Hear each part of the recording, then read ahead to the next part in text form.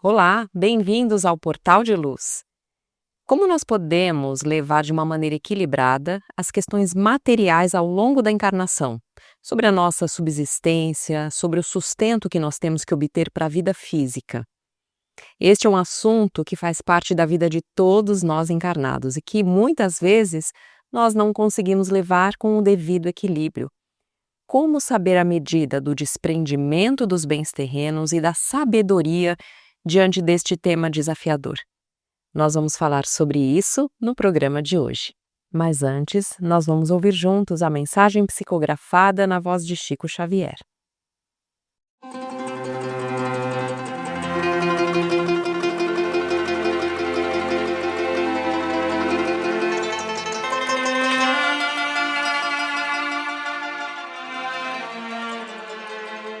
Se Jesus considerasse a si mesmo puro demais, a ponto de não tolerar o contato das fraquezas humanas, se acreditasse que tudo deve correr por conta de Deus, se nos admitisse irremediavelmente perdidos na rebeldia e na delinquência, se condicionasse o desempenho do seu apostolado ao apoio dos homens mais cultos, se aguardasse encosto dinheiroso e valimento político a fim de realizar a sua obra, ou se recuasse diante do sacrifício, de certo, não conheceríamos a luz do Evangelho que nos descerra caminho à emancipação espiritual.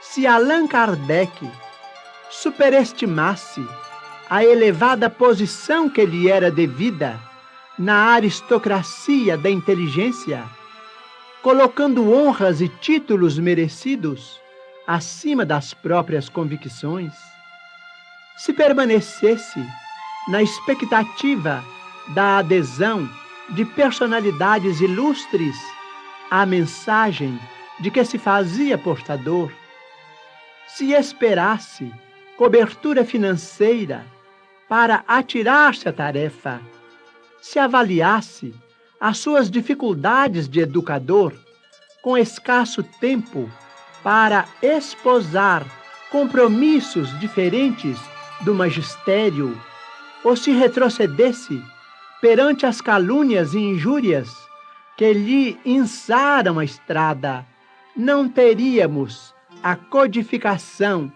da doutrina espírita que complementa o Evangelho, integrando-nos na responsabilidade de viver.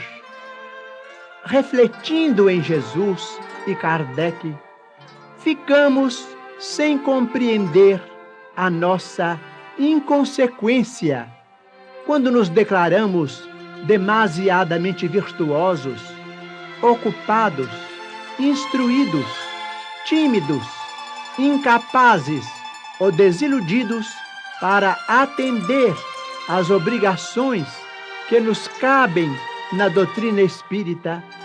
E isso porque, se eles, o mestre e o apóstolo da renovação humana, passaram entre os homens, sofrendo dilacerações e exemplificando o bem, por amor à verdade, quando nós, consciências endividadas, fugimos de aprender e servir, em proveito próprio, indiscutivelmente estaremos, sem perceber, sob a hipnose da obsessão oculta, carregando equilíbrio por fora e loucura por dentro.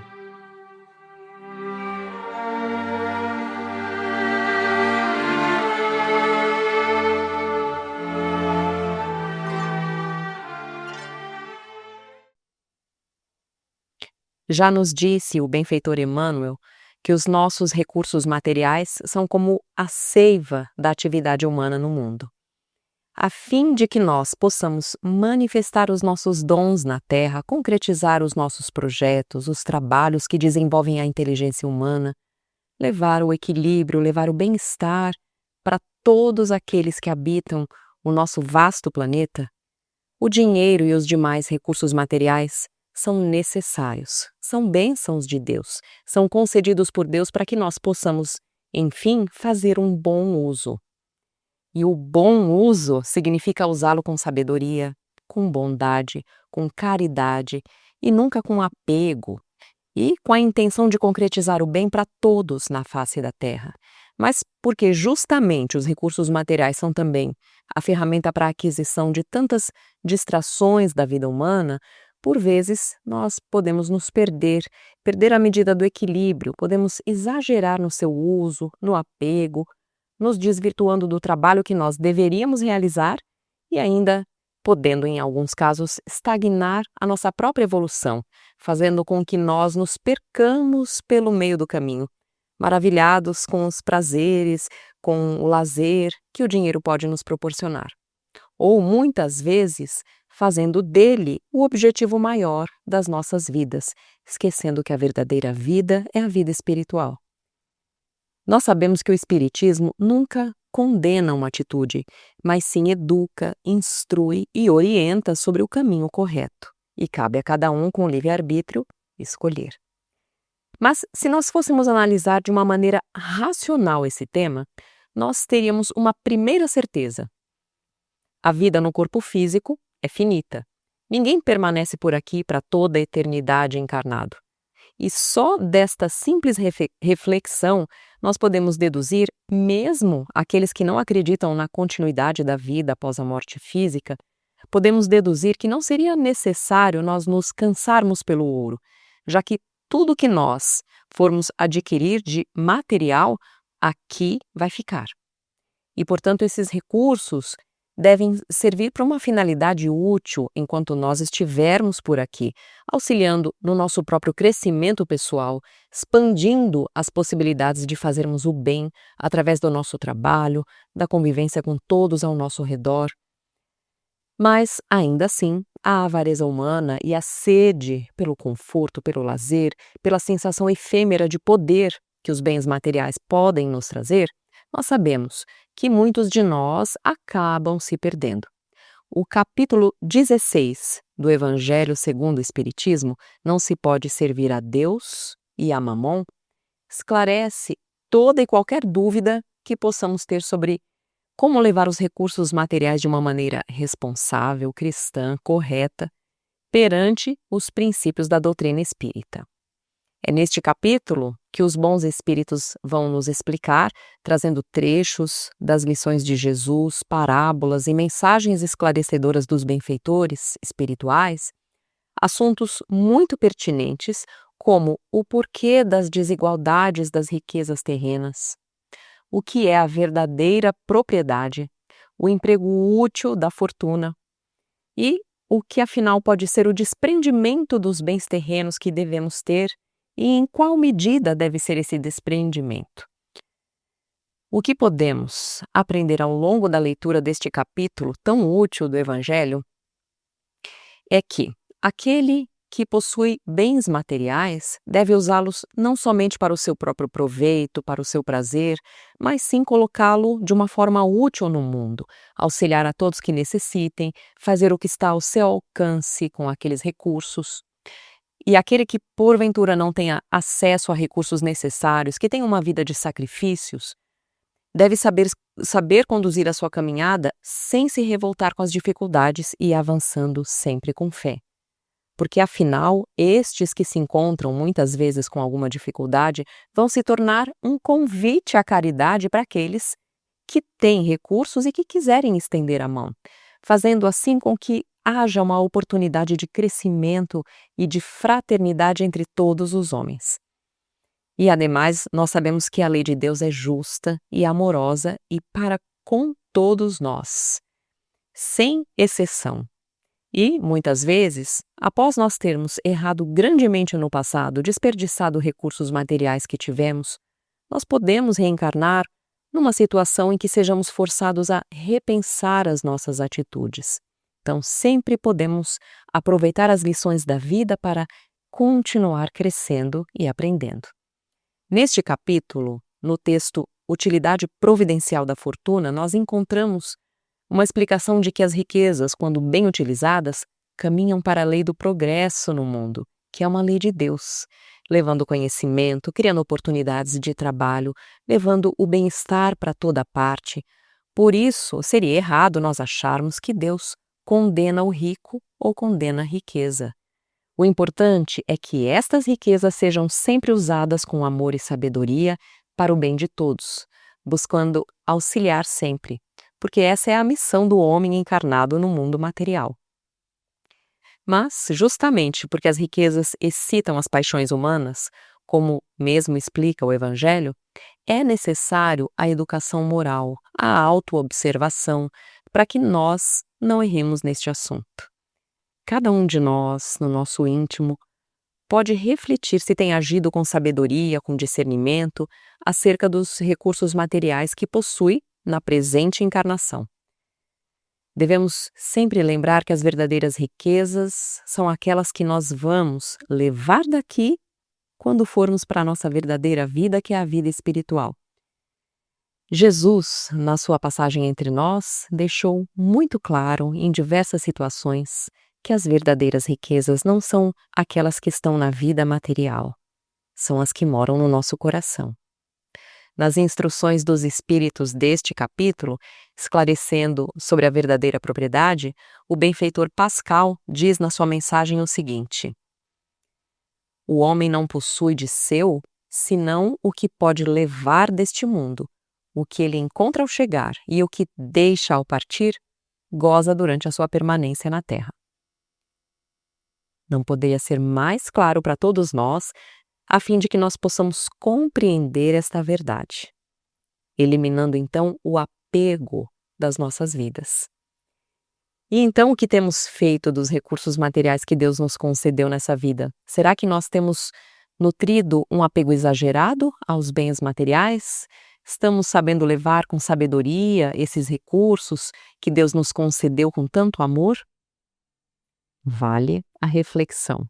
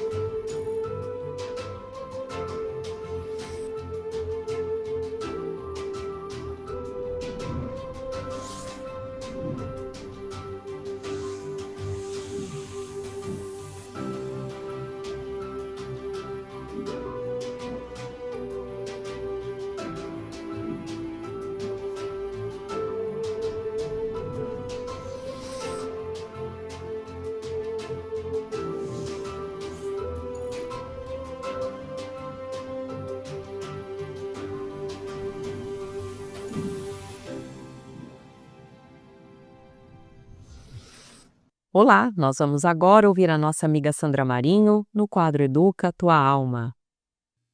Olá, queridos amigos, queridas amigas. Para a nossa reflexão de hoje, eu me inspirei em uma lição do nosso benfeitor André Luiz, na psicografia de Chico Xavier no livro Estude e Viva, cujo título é Mortos Voluntários. É muito interessante a abordagem do autor ao comentar que a mente humana se condicionou de maneira geral a crer que a madureza da alma é antecâmara da inutilidade, e eis muita gente a se demitir indebitamente do dever que a vida lhe delegou. Isso quem diz é André Luiz. Sabedores de que a vida continua e o espírito evolui ao longo das encarnações, temos que admitir que a idade madura é o melhor momento da pessoa encarnada, pois ela já acumulou as experiências e não deveria se consumir com coisas que realmente não têm mais tanta importância. Avalie a experiência acumulada no decorrer da nossa vida, os desafios vencidos, a clareza frente às situações que hoje perturbam tantos jovens. E apesar disto, infelizmente, nós deparamos com vovôs e vovós convencidos da falsa crença de chegada à velhice é melhor pendurar as chuteiras, esperar a hora, né, de passar desta para outra, conforme o dito popular.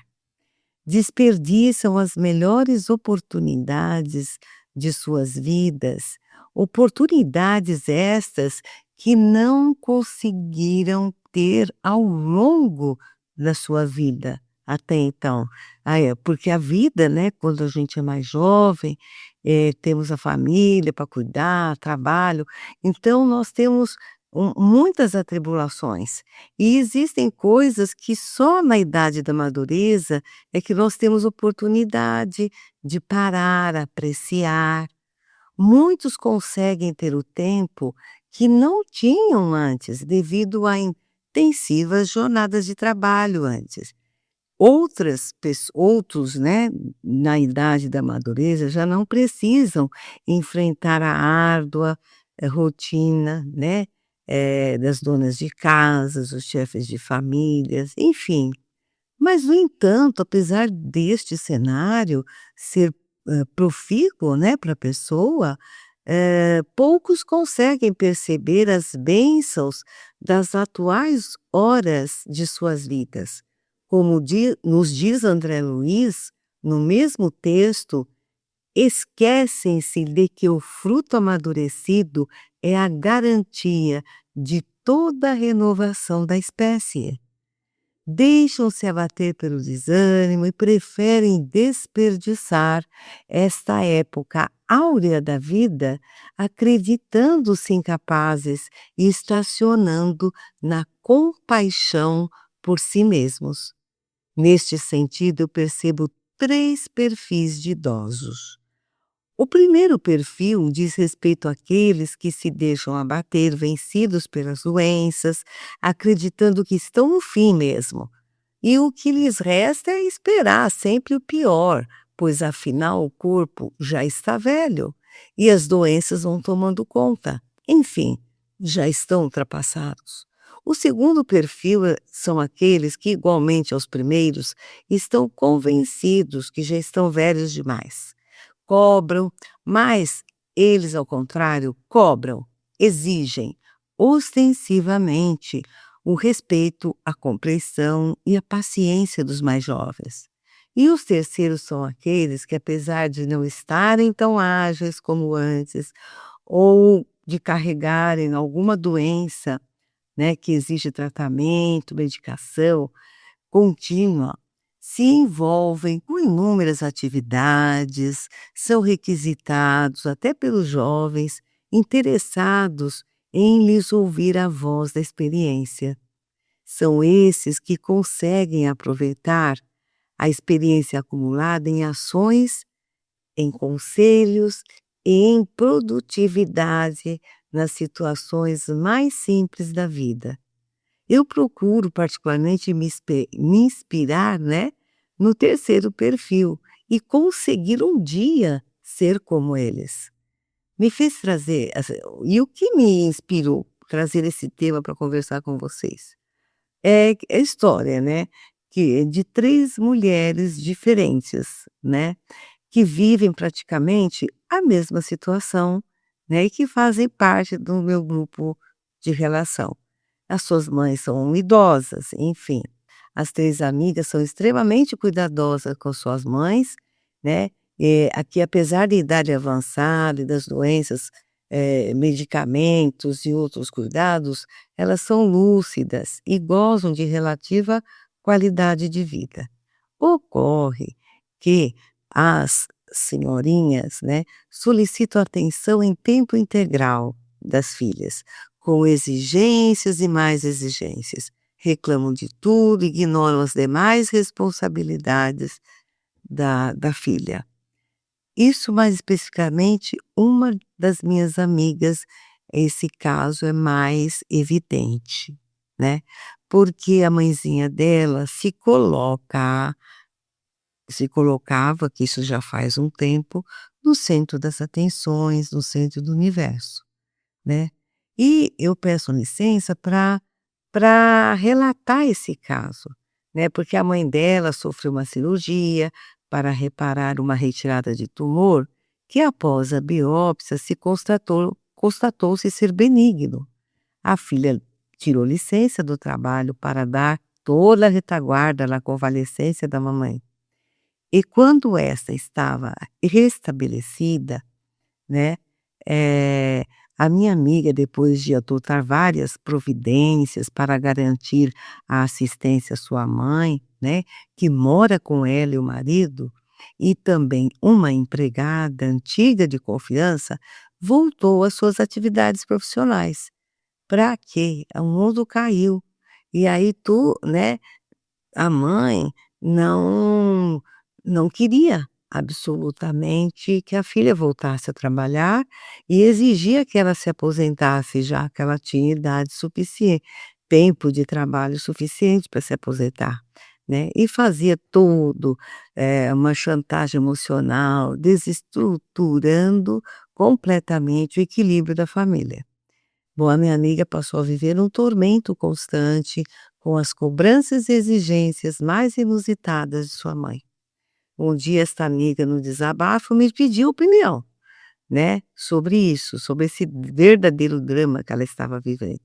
Naquele momento eu só poderia ter uma palavra de ânimo e paciência, né, baseado nas lições de Jesus que nós aprendemos, né, quem sou eu para palpitar, na vida da minha amiga.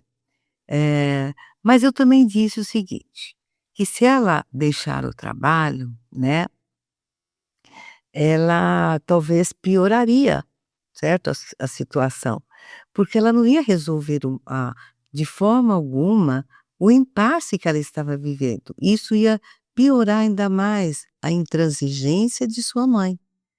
O melhor era ouvir com paciência, dar tempo ao tempo, pois na medida em que ela percebesse, né, a mãe, o pouco efeito das suas investidas, ela ia passar logo para novas exigências, enfim, e a solução é sempre não dar muito atenção. Por outro lado, eu também sugeri que a minha amiga passasse a realizar, junto com a mãe dela, algum tipo de trabalho voluntário em asilo, hospitais, né. Por quê? Porque assim e levasse a mãe, né, falei. Porque, a mãe teria oportunidade de se comparar a esse cenário de outras idosas, né, que ela estava numa situação privilegiada, passaria a dar valor a tudo que ela tinha, né, e respeitar mais a a decisão da sua filha, né, a postura dos seus familiares, né. Bom, e, e assim a minha amiga fez, é muito interessante, porque depois de algum tempo, realmente as coisas se apaziguaram na casa dela, né. A mãe dela passou a fazer, não me lembro bem, mas eu acho que ela fazia algum tipo de artesanato, crochê, tricô, ela se empenhou, né, para levar nos asilos, nos orfanatos. Então, eu quis trazer para vocês, né, como é importante nós nos mantermos na utilidade, mesmo quando a nossa idade já é avançada. Porque trabalho, gente, trabalho é saúde, né. E a gente não precisa ser atleta para trabalhar, ele trabalha aqui na cabeça, não é mesmo? Então, um grande abraço para vocês e até o próximo encontro. E agora nós vamos ouvir o nosso amigo Maida com o Momento Doutrinário. Olá, amigas e amigos, como sempre, é uma alegria imensa estarmos juntos em mais um Momento Doutrinário. Hoje, convidamos a todos para refletirmos sobre os ensinamentos que constam no livro Filosofia Espírita, volume 1, onde o Espírito Miramês, através da psicografia de João Nunes Maia, na lição número 50, traz para nossa reflexão esclarecimentos sobre o surgimento do primeiro homem na Terra, baseando-se na questão número 50 do O Livro dos Espíritos, cuja pergunta e respostas são as seguintes. A espécie humana começou por um único homem? E os espíritos da codificação deixam bem claro. Não, aquele a quem chamais de Adão não foi o primeiro nem o único a povoar a terra. E o espírito Miramês esclarece-nos. Certamente que não foram Adão e Eva que geraram a humanidade. Essas duas figuras apenas simbolizaram as raízes do povoamento da terra. Adão como germe primitivo deitado nos primeiros ensaios do globo, e Eva como o elemento que chegou depois dela já resfriada no ponto da fecundação. A Bíblia nos dá a notícia de Adão e Eva na linguagem alegórica, de forma que o tempo pudesse trazer condições para as devidas interpretações desse texto, como faz a doutrina dos espíritos. O surgimento do homem no planeta ocorreu de forma coletiva, tanto assim que em todas as épocas deixaram registros de sua passagem em várias partes da Terra. Quando foram descobertas as Américas, já se encontravam nelas milhões de criaturas. De onde vieram? São segredos que se perdem no tempo. Já conheciam a flora, já faziam casas e viviam da pesca. Reuniam-se em agrupamentos e tinham leis que asseguravam a harmonia do conjunto. Eram conhecedores da justiça e tinham noção do respeito às outras tribos. O homem surgiu na Terra de uma escalada do progresso biológico. Foi a sábia natureza quem estruturou o corpo humano, saído da argila abençoada por Deus, que trabalhou sem tempo ou espaço, de degrau a degrau. O Cristo, no comando, traçou as diretrizes, organizou meios e determinou condições para que aparecesse o homem na plenitude da vida, como prêmio de todos os esforços. E o mesmo Mestre se fez homem para experimentar as condições que ele mesmo se dispôs a realizar em benefício de bilhões de espíritos.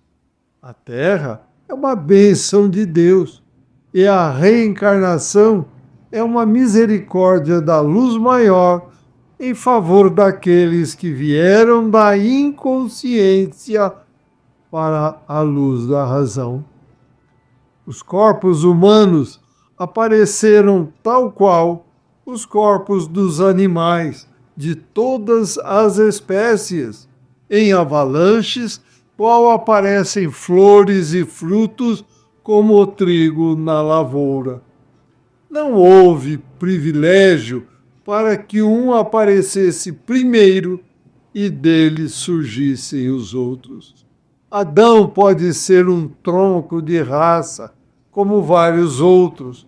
O ponto de partida de vida dormiu na terra esperando o momento propício para acordar e crescer.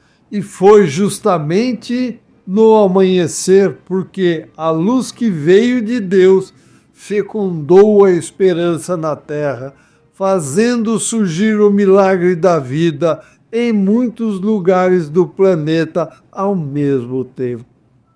Há muitos segredos a desvendar na face da casa terrena, e eles serão conhecidos na medida em que os homens estiverem preparados para tal. Já que estás dotado de razão, que usas do raciocínio como instrumento para viveres melhor, usa-o para o bem-estar espiritual, respeitando as leis que nos regem a todos, que essas mesmas leis te assegurarão a paz. Vamos procurar saber qual foi o primeiro homem que nos ensinou os meios mais acertados para a nossa libertação, que nos ensinou a conhecer a nós mesmos. Ele está sempre em nosso meio, procurando morar em nossos corações. Ele se fez homem, como ele mesmo diz, para nos mostrar a salvação. Ele é o incomparável Mestre dos Mestres, Jesus, o Cristo de Deus. Ainda ele é desconhecido pelo valor que tem dentre os homens. Para que possas comparar a sua grandeza, basta analisar o que ele mesmo falou. Antes que a terra fosse, eu era. E conclui o Espírito Miramês. Antes que fosse formada a terra, ele, Jesus, já era o Cristo, dotado de todos os poderes para nos governar. Está governando com amor que ainda não aprendemos a retribuir. A nossa gratidão por ele deve ser grande em todos os sentidos e que Deus possa nos ajudar a compreendê-lo, pelo que dispomos de sentimentos do coração. Que Deus nos abençoe a todos. Amigas e amigos, fica-nos bem claro, através desta mensagem, que o homem na terra não surgiu com Adão e Eva, mas sim com uma grande quantidade de espíritos que encarnaram em praticamente todas as regiões da bendita e querida escola Terra. Hoje, com o Consolador prometido, o Espiritismo, temos a complementação dos ensinamentos e exemplos do Mestre Modelo e Guia da Humanidade, Jesus, os quais abriram todos os caminhos do Mestre Jesus para a nossa elevação mental, moral e espiritual. Vamos nos amar e nos instruir, pois sem instrução não haverá elevação, como ensinam os espíritos da codificação. Vamos então todos nós continuar trabalhando de forma contínua e constante na prática da caridade, para eliminarmos de nossas mentes o orgulho, a vaidade e o egoísmo, para que consigamos despertar a humildade no coração e na mente, e então nos elevarmos mental, moral e espiritualmente, e ampliarmos o 1/8 da realidade na qual atualmente todos nós humanos ainda enxergamos e sentimos, como cita o Espírito André Luiz. Então, vamos continuar seguindo sempre os ensinamentos e exemplos de Jesus, nosso mestre, modelo e guia da humanidade, pois não existem outras alternativas para tanto. Agradecemos a todos pela companhia e os convidamos para que continuem a acompanhar o Portal de Luz e que compartilhem esses nossos estudos do momento doutrinário nas redes sociais. Desejamos muita saúde, paz, equilíbrio e harmonia no coração. Até o próximo encontro. Boas reflexões, forte abraço a todos. Fiquem com Deus. Nós estamos encerrando o programa de hoje por aqui e desejamos a todos uma ótima semana. Muito obrigada e até a próxima.